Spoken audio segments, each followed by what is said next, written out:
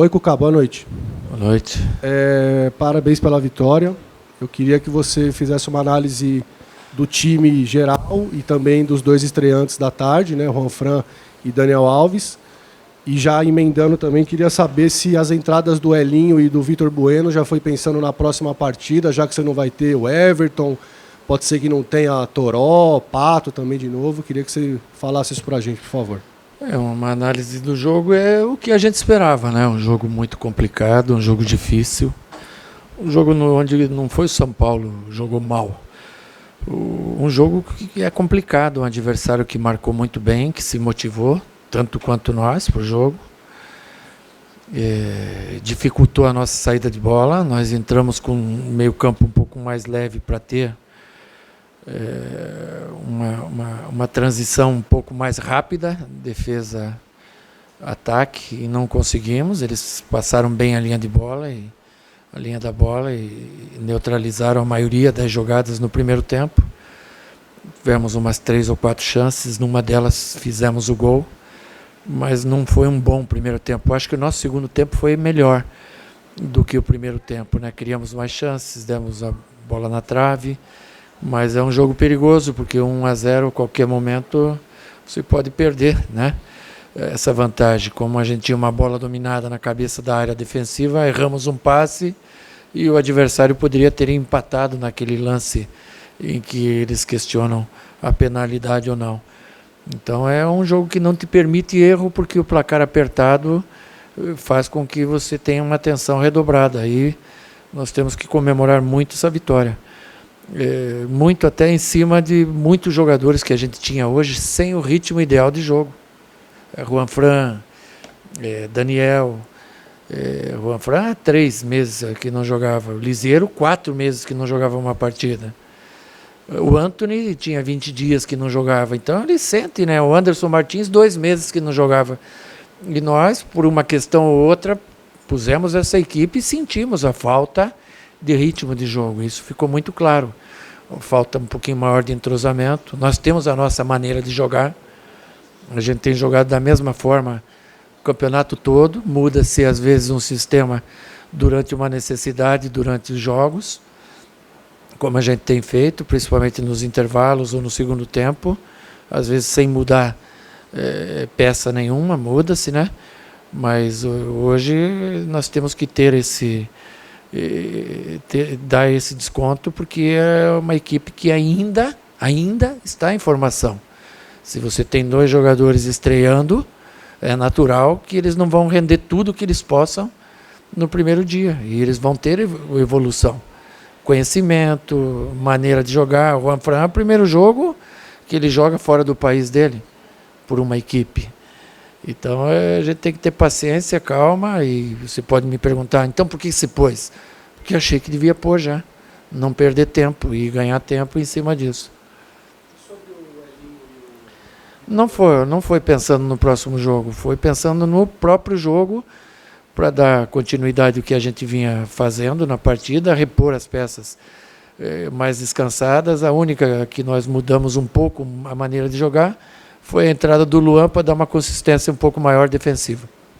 Cuca, claro que é inegável a qualidade do Daniel Alves, é um cara muito acima da média, né? Como que é esse exercício na cabeça do técnico, de ter um cara assim para jogar na lateral, pegando o time adversário e olhando o campo adversário de frente e jogando no meio, que ele vai pegar muitas bolas de costa, o adversário já vem dando, trombando, pegando no tornozelo dele. É diferente esse tipo de exercício também na cabeça do jogador? É uma readequação também para o Daniel Alves, apesar de toda a experiência que ele tem? Isso vai demandar tempo? Mas nós não queremos ele jogando de costa. Então, se eu tenho um meio campo igual hoje com Tietê, Liziero e ele, eu posso ter ele numa meia pelo lado e o Liziero numa meia pelo outro lado. Você não vai jogar de costas centralizado, você vai jogar de lado. Você vai ter um revezamento com o ponta de um lado, o Liziero com o outro. Você vai ter uma infiltrada, como ele fez o gol, chegando de elemento surpresa. Lógico que requer tempo e treinamento. E isso é o tempo que vai fazer com que as coisas melhorem. Foi um início hoje, e jogou bem, fez o gol e vai jogar muito melhor na sequência, não tenho dúvida. E até com base nisso, Cuca, a ideia é que ele seja escalado com frequência nessa posição e não na lateral. E isso também, você deve ter conversado com ele, pensando Desculpa, o planejamento dele na seleção brasileira impacta alguma coisa também, essa mudança de função? Eu acho que não, né? Acho que não impacta porque é um jogador versátil. Eu até pensei nisso já, se tem algum reflexo negativo nisso, né? Eu até penso até em falar com o próprio Tite a respeito disso, mas o próprio Daniel sabe que aqui é uma situação e na seleção é outra situação. Enfim, hoje, quando o jogo não estava à nossa afeição, no primeiro tempo, eu ia fazer uma troca tática, né? Pondo ele na linha de frente pelo lado direito e jogando o Antony para o outro lado, fazendo um segundo atacante. Então, ia mudar o sistema. Quando a gente fez o gol, eu achei que era desnecessário e a gente manteve daí essa maneira de jogar até o final. Cuca, tudo bem?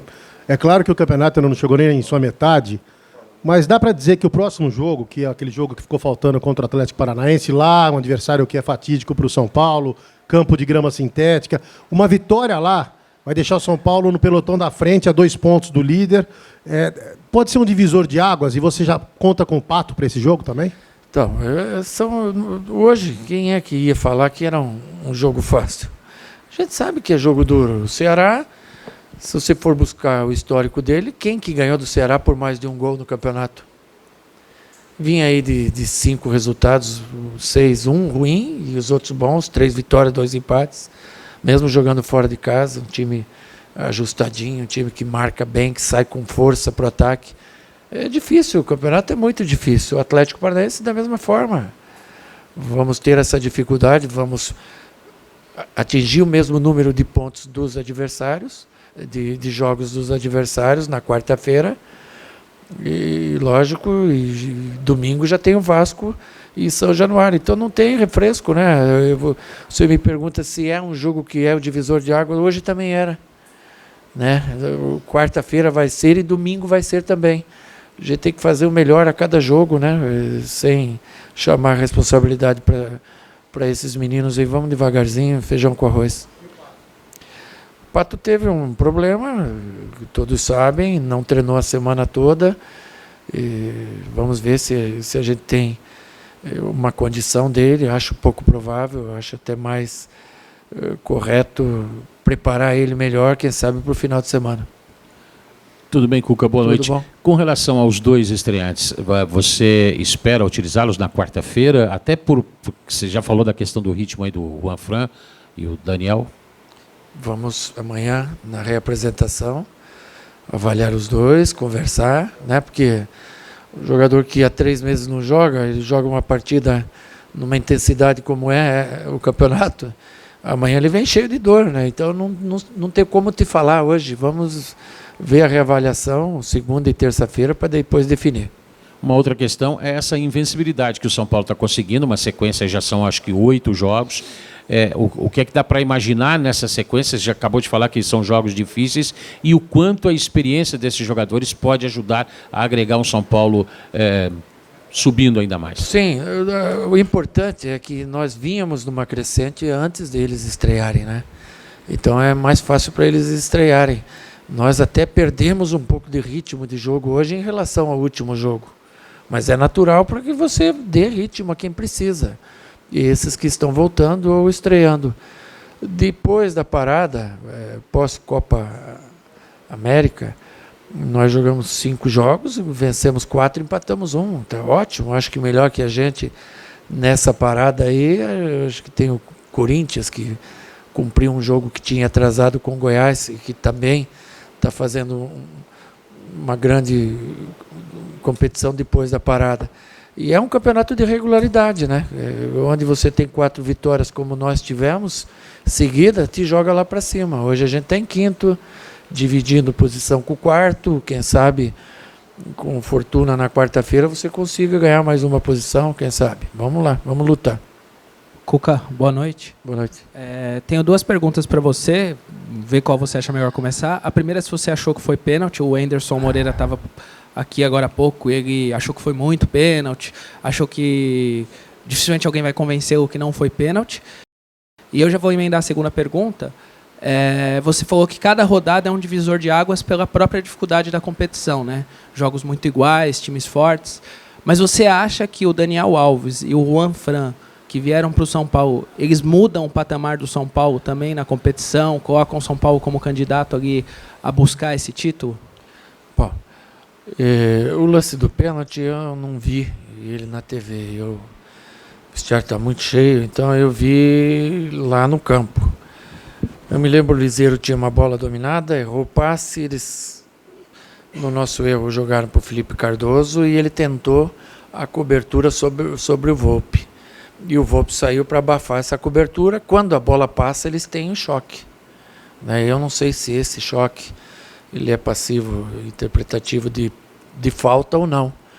E eu, no lugar do Henderson, estaria também reclamando da mesma forma, mas eu acho que é um lance interpretativo. O juiz poderia ter dado o pênalti, poderia ter chamado o VAR e poderia não ter dado como fez. Eu penso assim.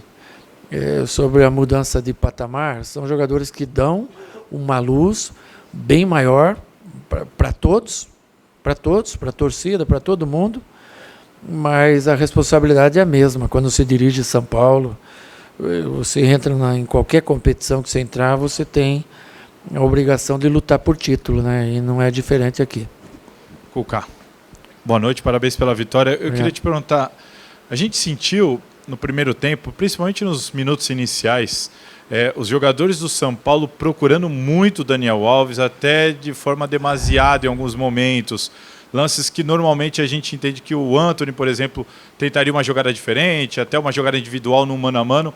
E nos primeiros minutos a bola ia sempre, os jogadores pareciam que procuravam sempre o Daniel Alves. Às vezes ele ia até bem marcado, mas bola no Daniel Alves. Você sentiu isso e teve algum tipo de conversa nesse sentido antes do jogo? Para os próprios São Paulinos conterem ali talvez a emoção. A gente viu o Raniel após o jogo feliz da vida porque disse que realizou um sonho de dar o passe para o gol do Daniel Alves. Você acha que vai ter que dar uma trabalhada nisso por ter muito fã hoje, companheiro do Daniel Alves em campo?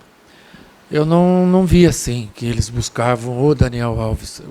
O próprio Antony que você falou, ele puxou duas bolas no primeiro tempo e cruzou as duas de maneira errada, que é um cruzamento rápido, como ele fez no primeiro jogo com o Botafogo, em que o Everton entrou em diagonal e ele pôs duas bolas para trás. Não foi a buscada do Daniel. O Daniel se apresentou bem para o jogo e muitas vezes ele foi servido, outras não. Até ele estava buscando o encaixe dentro do jogo. São poucos treinos, são jogadores diferentes que ele está acostumado, posição diferente, então eu não vejo assim. Essa idolatria é uma coisa normal, porque são jovens que estão jogando. Eu acho que é a mesma idolatria que houve quando eu dirigi o Galo, quando o Ronaldo chegou, guardadas as proporções, deu uma luz, deu um brilho bastante grande e a gente espera que isso ocorra aqui também.